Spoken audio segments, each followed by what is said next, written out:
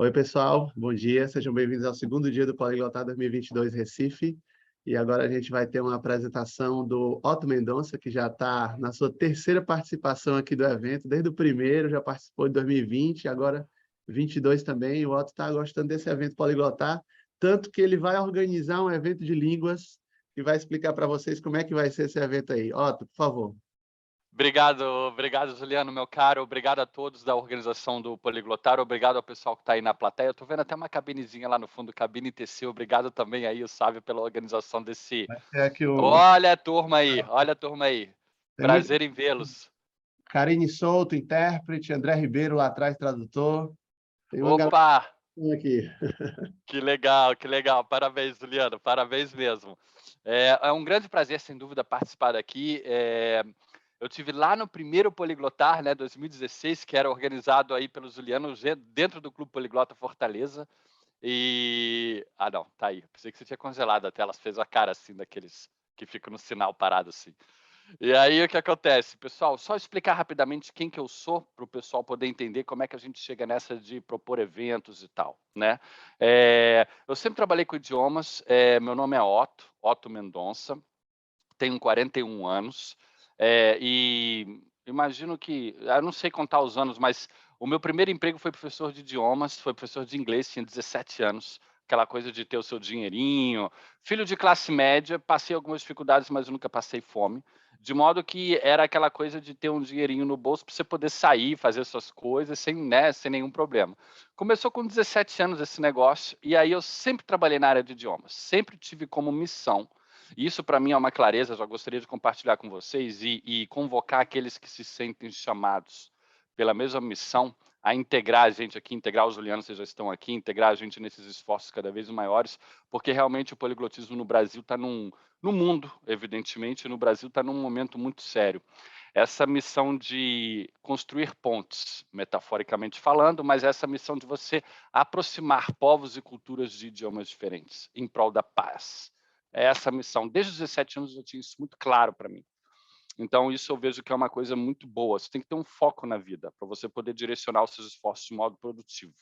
Senão a vida, ainda mais a vida adulta, né, gente? É um rolo compressor, vai levando a gente e aí a gente pode ficar meio perdido. Que nem você não sabe entrar no mar, vai querer pegar jacarezinho e pega um caldo atrás do outro, é mais ou menos isso. Então, meu primeiro emprego professor de inglês, e assim, muito resumidamente, depois eu virei guia de turismo, já aqui eu sou natural do Rio de Janeiro, minha família toda é do Rio de Janeiro, mas a gente morou na Amazônia, Porto Velho, estado de Rondônia. Ali já comecei a entender um pouco essa questão do Brasil mais profundo. Eu gosto muito de explorar o Brasil, esse Brasil dos indígenas, esse Brasil dos ribeirinhos, dos caiçaras no litoral. O Brasil é grande, o Brasil é grande. E aí, depois disso, enfim, voltamos e morei em diferentes lugares. Aí aqui em Foz do Iguaçu, uns 20 anos, sendo que eu passei os últimos 5 em Brasília. E também, assim, em Brasília, minha carreira deu uma decolada incrível no que diz respeito à interpretação simultânea, né? Quer dizer, governo federal, ministérios, Itamaraty, muito Itamaraty, Palácio do Planalto e por aí vai.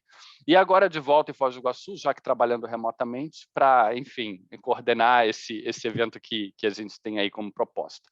Mas então o caminho foi esse, de guia de turismo. Eu fui guia de turismo muitos anos aqui em Foz do Iguaçu, trabalhei com...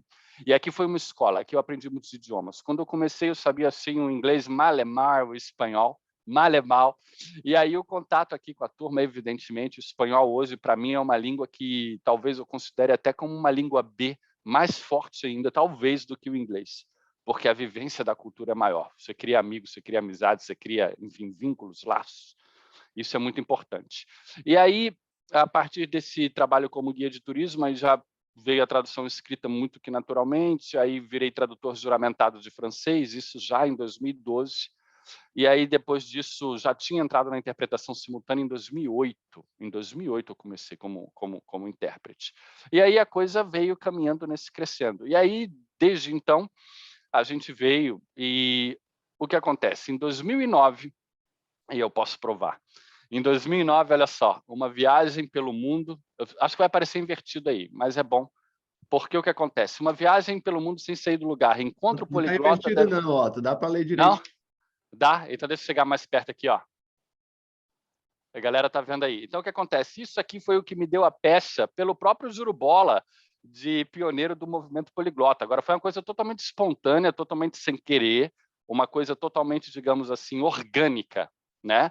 Então, foi um pioneirismo simplesmente com a ideia, e aqui está escrito, é um lugar para se praticar línguas estrangeiras e, de quebra, fazer novas amizades. Então, essa semente, eu fico muito feliz disso ter se germinado, espalhado pelo Brasil, né, Jolê? Isso é muito legal. Isso é muito legal. Sempre foi amor à camisa isso aqui. Sempre foi amor à camisa. Eu sei que o Juliano trabalha muito, a equipe dele também trabalha muito com amor à camisa, quer dizer, botando a mão no bolso, fazendo a coisa acontecer. Isso é importante, porque a missão é justamente essa, congregar a turma em torno desse ideal. Muito bem, então isso aqui foi um pioneirismo, depois um dos outros pioneirismos foi o grande prazer de ter participado como primeiro palestrante lá no primeiro Poliglotar de 2016, a gente estava lá em Fortaleza, aí acreditando na missão do Juliano, acreditando aí nessa parceria, isso também é muito importante. E aí agora, quer dizer, a vida fez a gente aqui começar esse movimento na região trinacional.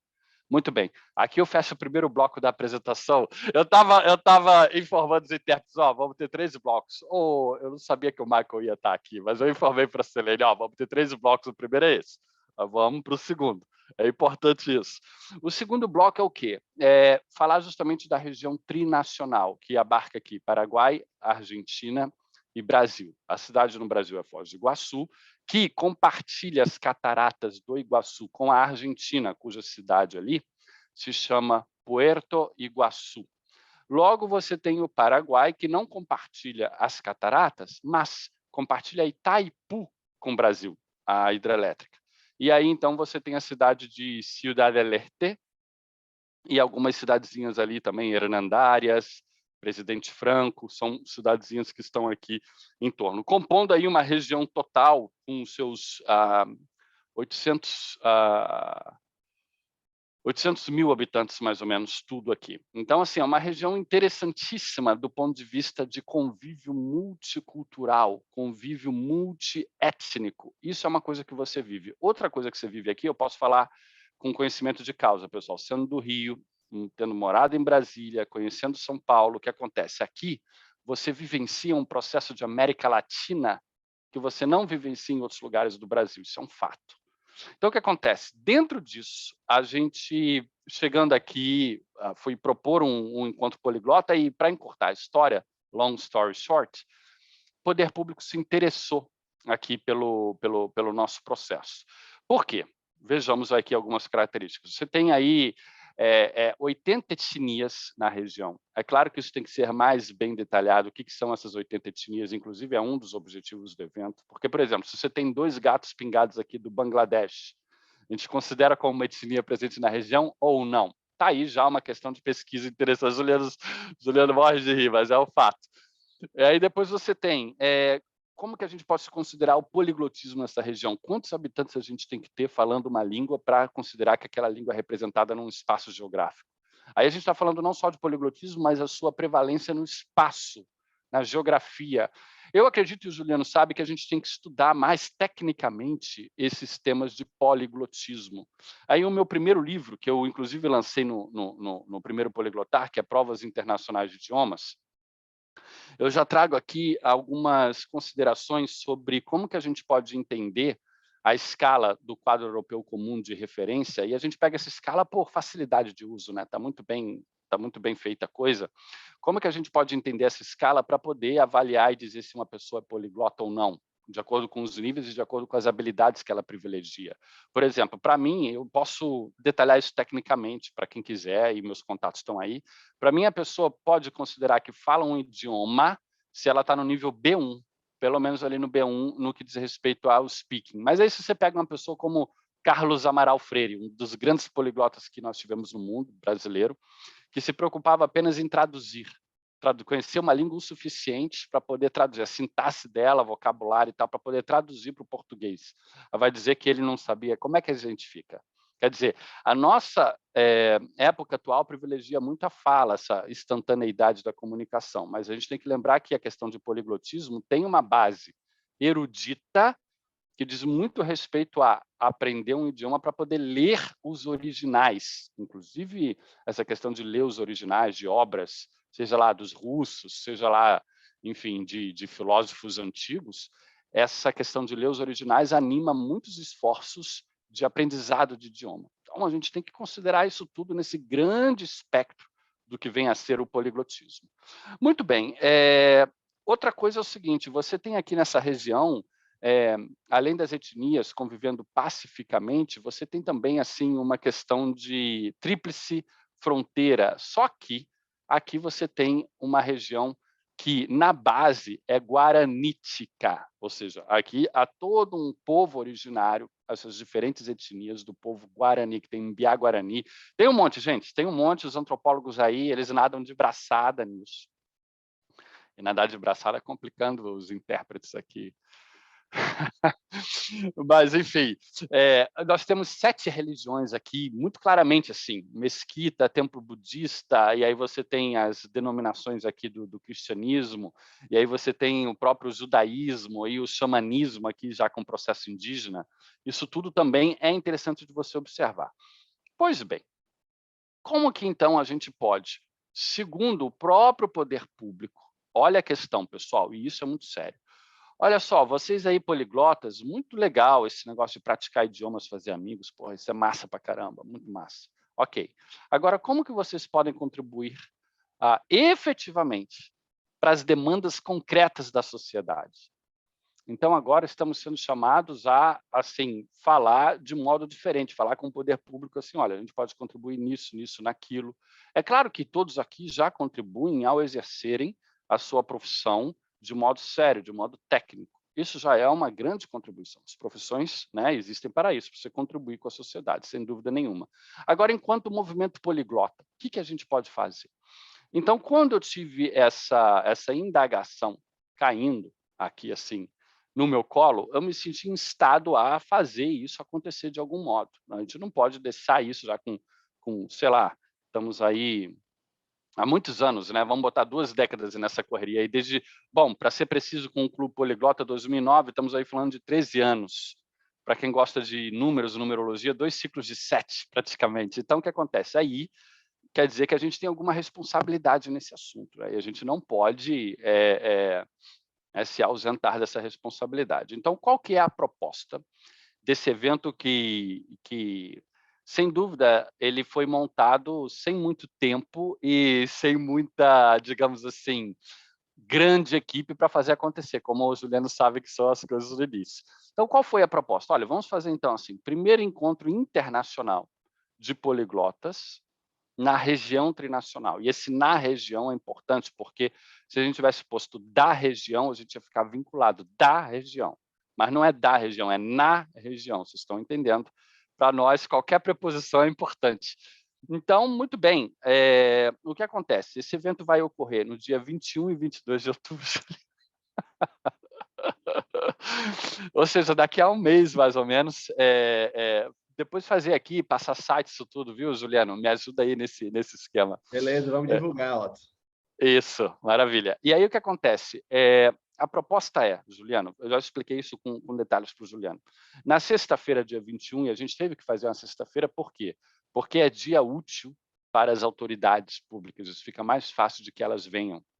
É esse o motivo bem prático. Então, o que acontece? Na sexta-tarde, a gente vai ter uma mesa com autoridades públicas e com representantes de instituições aqui da região trinacional. E aí o que acontece? Aqui eles vão trazer alguns problemas práticos, concretos, que dificultam a sua vida ou que sentem que poderiam colocar mais em evidência, poderiam valorizar mais em benefício da qualidade de vida de suas populações ou do turismo, ou enfim. Há de se considerar também as implicações econômicas disso. A União Europeia, pelo fato de ser uma União Europeia, ela vem desenvolvendo, pelo fato de ser multilíngue, ela vem desenvolvendo documentos não só tipo quadro comum de referência, mas também assim os benefícios econômicos de uma sociedade multilíngue e tal. A gente não pode esquecer esse aspecto, até porque essa coisa faz o mundo girar. E aqui o turismo é muito forte, o turismo é uma escola. O turismo é uma escola. Por exemplo, as pessoas que vêm me perguntar como é que eu posso entrar nesse campo dos idiomas e tal, eu falo, vai no turismo para começar, se você está muito cru, porque o turismo, além de você estar aprendendo, estão te pagando para aprender. É claro que isso acontece com intérpretes, com tradutor, evidente, você está aprendendo o tempo todo, mas vocês estão entendendo o que eu estou falando. Então, o que acontece? Aqui, a gente vai ter essa mesa redonda na sexta-feira, as autoridades colocarão seus problemas. A partir disso, e o pessoal que aí me acompanha no Instagram e tal, eu estou mobilizando o pessoal da Argentina, do Paraguai, o pessoal aqui do Brasil, para quê? Para no sábado de manhã, no dia seguinte, a gente tem uma mesa redonda com os poliglotas. E os poliglotas, então, mediadores culturais e tal. E a nossa noção aqui de poliglota, ela está... Nesse momento, não interessa para a gente definir muito estritamente poliglotismo, 4 idiomas ou mais, até porque a definição disso é um pouco complexa, exige um estudo maior. É assim, o poliglotismo é aquela pessoa que pelo menos sabe um outro idioma e tem essa abertura para o outro. Para quê?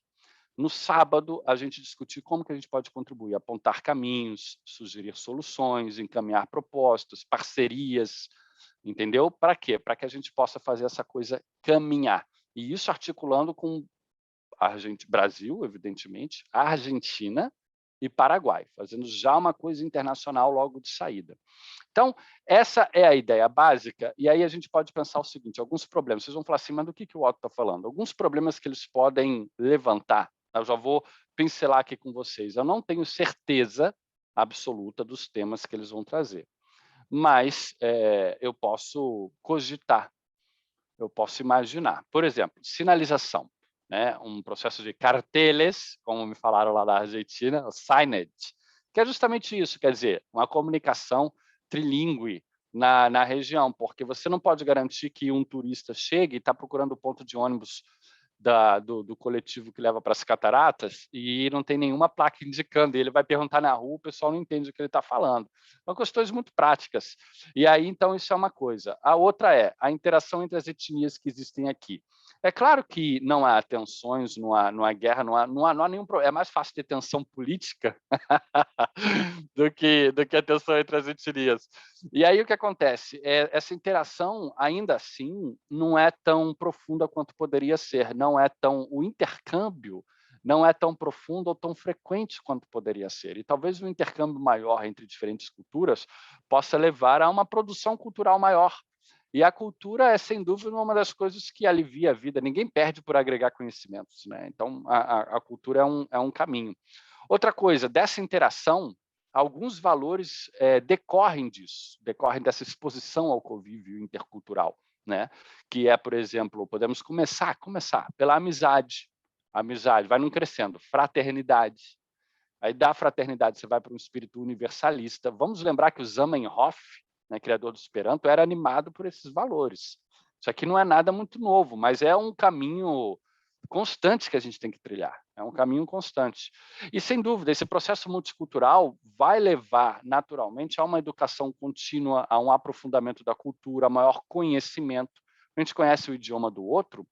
E aqui é um paradoxo. A questão dos idiomas não é bem os idiomas em si, mas é o que eles proporcionam. É claro que nós, profissionais dos idiomas, temos também as línguas como fim, os linguistas também, os filólogos também, está tudo certo. É uma investigação assim, muito intrigante do ponto de vista intelectual. Mas não nos esqueçamos que os idiomas são meios para nós podermos criar pontes, aproximar pessoas e entender que, apesar das diferenças, nós temos um fio comum. Nós temos esse elemento comum de humanidade. As necessidades humanas fundamentais são as mesmas. Então, isso a gente precisa ter em conta. Isso a gente precisa considerar. Esse é um ponto. E depois, claro, são alguns apenas dos problemas que eles podem vir a trazer, com algumas soluções possíveis. E essas soluções vão ficar para a gente trazer no dia, na hora. E aí eu não sei como é que a gente está de tempo. Juliano, se a gente estiver de tempo, eu abro um pouco para o pessoal, porque eu falei, às vezes, até um pouco acelerado para dar conta, que eu não quero, sem dúvida, atrapalhar as próximas, que eu sei que eu sou a primeira. Se o pessoal quiser dar alguma ideia de soluções, quiser comentar, fazer pergunta, estou à sua disposição, Juliano. Beleza, Otto. Então, eu acho que a gente pode ouvir aqui alguns comentários do pessoal que está online. A Olga, da Bulgária, já quer fazer o seu primeiro comentário. Por favor, Olga. Sim, muito obrigada. Bom dia. Otto, você falou de uma escala para avaliação do nível de um idioma, etc, etc. Onde que a gente pode ler sobre isso, sobre essa escala, porque eu estou muito interessada nisso. Obrigada. De nada, Olga, muito obrigado pela sua participação. Eu fiz menção ao Common European Framework of Reference for Languages. Isso eu sei, eu conheço. Sim. Exatamente, eu sabia que você ia isso, conhecer. Inclusive, Olga, o Otto, no Poliglotado 2016, fez uma palestra inteira de 50 minutos sobre isso. Então, depois eu vou passar o link para ti. Sim, muito obrigada. Sim. Tá. Obrigado a você. Sim, pessoal aí do Zoom, tem alguma pergunta? Pessoal aqui da sala, tem algum comentário? Vamos ver aqui, não sei. Parece que não tem comentários ainda, não. Não sei se o Otto quer fazer mais alguns comentários aí. O pessoal está se aquecendo aí. Quer falar, André? André, vem aqui, por favor. O André quer falar alguma coisa aqui, Otto. Opa, vamos lá. O André é um cara que está sempre aí na mídia, tal, apresentando também. Temos que empreendedor. escutar. Temos que escutar. Bom dia, Otto. André, é prazer em falar com você. Você também, eu te acompanho lá no Instagram e acredito que no LinkedIn também, não tenho certeza. Isso, no LinkedIn também, é verdade. LinkedIn também. Eu me interessei por esse evento, vai ser no dia 21 e 22 de outubro, né? Uhum. Nesse caso, eu gostaria de saber o seguinte, porque assim, eu entendi que o assunto é um assunto bastante sério, importante, mas eu estou com dúvida assim, como exatamente, por exemplo, eu indo a esse evento, o que exatamente eu posso fazer para cooperar nesse caso? Porque, assim, eu entendi a mensagem, mas eu achei, assim, que é complexo, né? Assim, porque vai envolver autoridades, então, que tipo de preparação, que tipo de ajuda a pessoa que se propuser aí pode dar? Ótimo, maravilha. Muito obrigado pela pergunta, André. Primeiramente, a pessoa vai partir do campo dela, da expertise dela, né? Então, o que acontece? As autoridades, trazendo as suas problemáticas, o que acontece com essa questão das autoridades? Isso dá legitimidade, né? Porque quando a gente for conversar no sábado, a gente vai partir de uma pauta que foi levantada não por, né, o fulano da esquina, não. É uma demanda que vem dos representantes da sociedade, ali emanando. E aí, no sábado, o que a gente pode fazer em termos de propostas? A gente pode contribuir. Por exemplo, você como empreendedor, a gente precisaria, talvez, aqui imaginando, a gente precisaria de atividades que encaminhem, por exemplo, alguma instituição que possa dar conta de encaminhar algumas demandas concretas, então precisaria de um CNPJ. Esse CNPJ, como é que a gente trabalharia? A gente tem que encarar isso de um ponto de vista empresarial ou não? Por exemplo, nós temos o Clube Poliglota Brasil, que sempre preferiu trabalhar de um ponto de vista não empresarial, que tem suas vantagens e desvantagens. Quais seriam as vantagens e desvantagens de trabalhar de um ponto de vista empresarial? Como que poderia, por exemplo, trabalhar no financiamento, no levantamento de recursos? Como que isso pode ser feito para poder financiar atividades, por exemplo, de tradução? Nós temos aqui, ontem, inclusive, eu conversando com um escritor argentino, ele tem um livro que é El Secreto del Iguaçu, né? O Segredo do Iguaçu. E aí ele traduziu para o inglês e gostaria de traduzir para o português. Como é que a gente financia a tradução disso? Existem linhas de financiamento para isso, sem dúvida nenhuma, isso há de ser buscado. Nós temos aqui, por exemplo, autores que têm livros, mas não conseguem publicar. Então, como é que seria um trabalho editorial voltado para essa questão de poliglotismo? Um trabalho de investigação, como é que a gente poderia trabalhar isso? Então, são propostas que a gente pode simplesmente fazer do ponto de vista mais abstrato, só que para isso se plasmar em realidade, se materializar, a gente vai precisar da expertise de cada um. Eu trouxe aqui alguns temas que teriam mais a ver com, né, empreendedorismo, que eu vejo que é uma coisa que lhe interessa. Mas a gente pode conversar mais, sem dúvida, vamos conversar até no particular, no WhatsApp, se você quiser, eu estou à disposição para a gente encaminhar isso, e será um prazer tê-la aqui conosco. O Juliano ia vir, mas disse que não sei o quê. Vamos ver. Uma semana depois eu tô lá no Polyglot Conference no México, aí ficou uma concorrência aí, mas vamos ver se Aí eu perdi, tá tudo certo. Mas ano que vem a gente vai estar junto lá no Polyglot Gathering, hein? Já lança o desafio. Vamos, com certeza. Muito legal. Pessoal, então eu acho que a gente tem que terminar, então fica o convite aí para daqui a um mês, 21 de outubro e 22, né, Otto? Exato. Em Foz do Iguaçu, primeiro encontro internacional na região tripartite, é isso? Trinacional. Beleza, Otto. Obrigado aqui. Muito obrigado. Emily, Obrigado, gente. Excelente palestra, o pessoal está elogiando aqui. Tchau, Muito até obrigado. mais. Tchau. Tchau.